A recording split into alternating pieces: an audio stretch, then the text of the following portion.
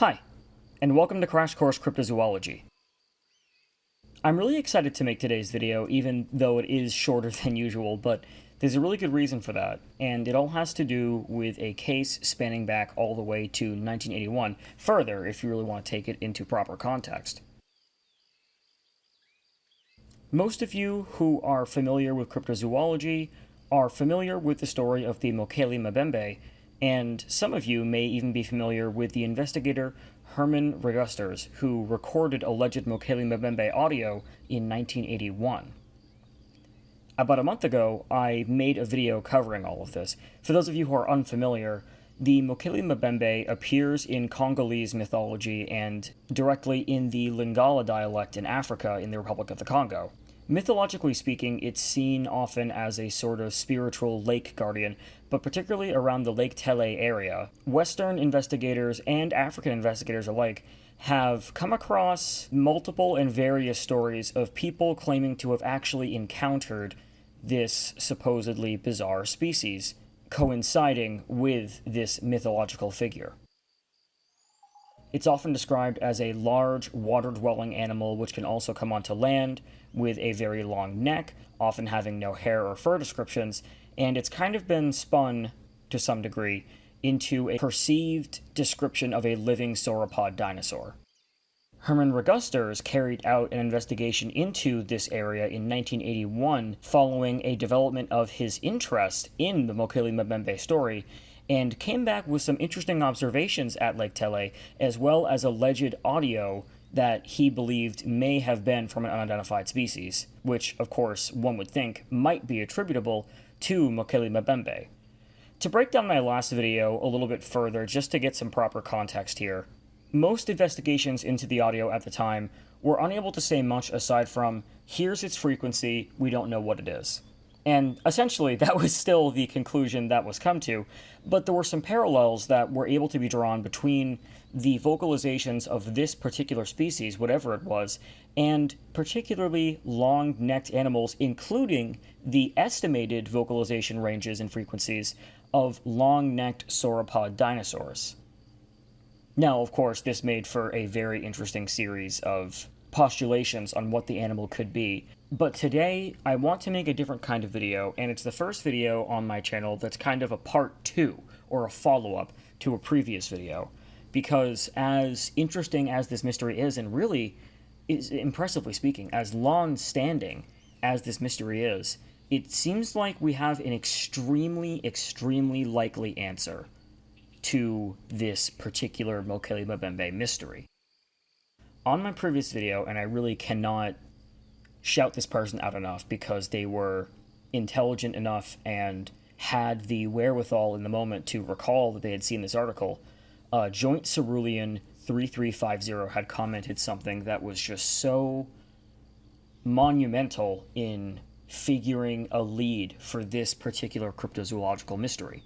I'm going to read their comment in full so that we can get a kind of good idea of what was proposed here. What's interesting about the Mokele-Mbembe calls is that it sounds very, very similar to newly identified calls from a dwarf crocodile that haven't been recorded in crocolids before. Two calls, the moo-like cow call and most notably the gust-like wind call, sounds the most similar. There were 4 types of calls identified: drums, rumbles, moo, and gust calls.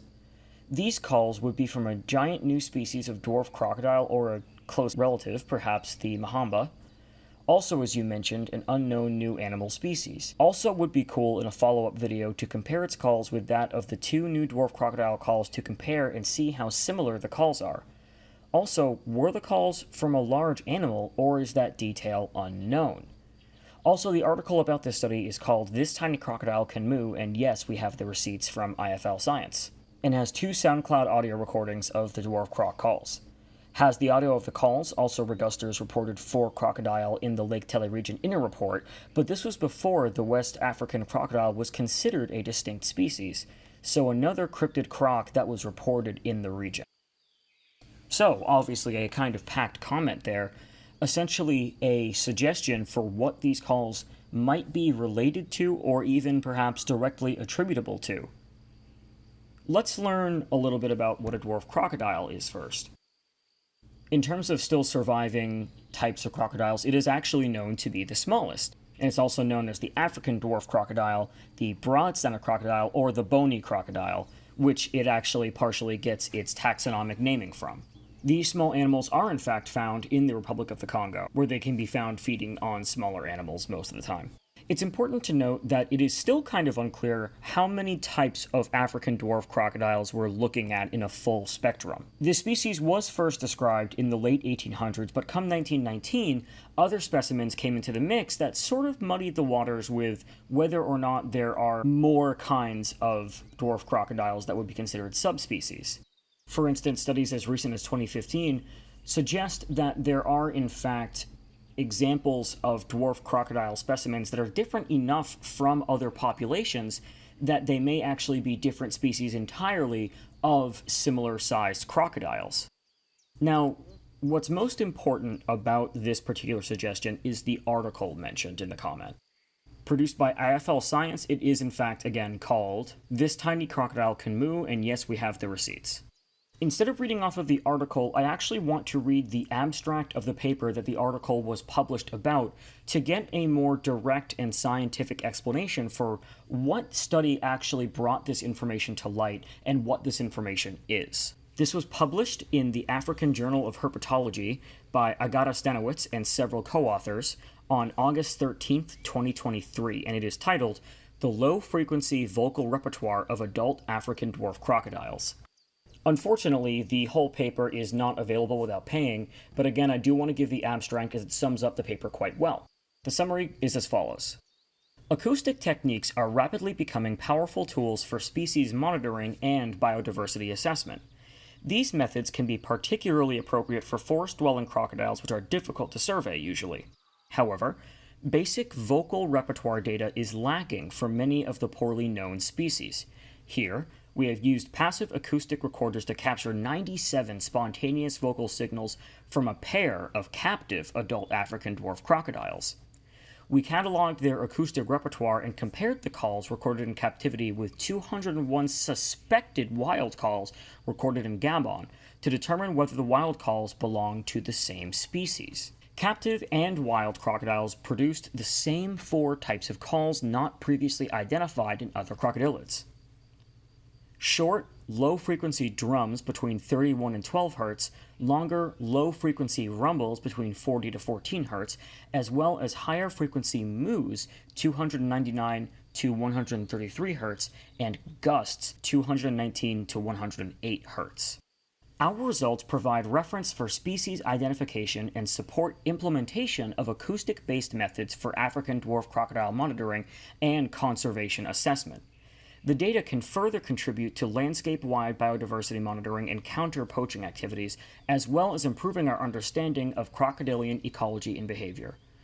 So, to sum up what was so eloquently put in this abstract, essentially, this group of scientists wanted to record the vocalizations of African dwarf crocodiles in captivity with, at the very least, suspected calls from the same species in the wild. And comparing them, they found that they were probably coming from the same species because they were all part of what appeared to be a set of 4 distinct vocalizations, each with their own frequency ranges, which could be identified in these names given to them based on how they sounded.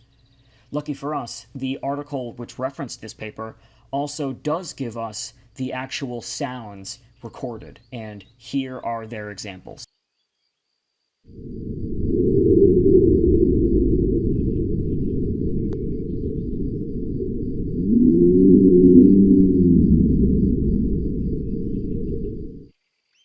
To cut right to the chase, having heard that, here are the sounds that Herman Regusters and his team recorded in the Republic of the Congo in 1981.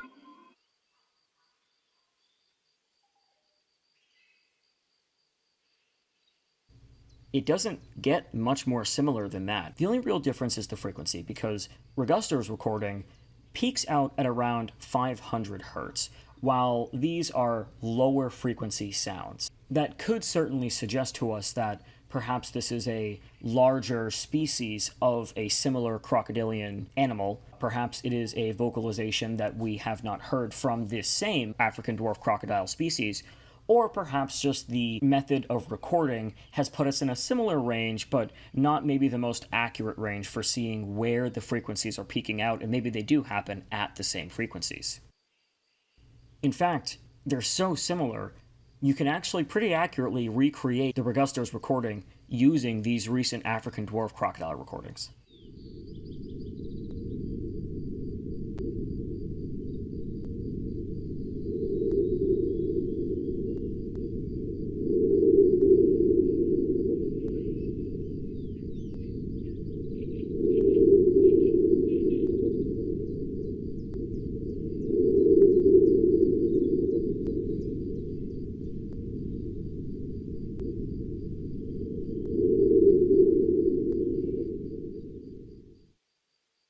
Is this a case closed on the Reguster's case?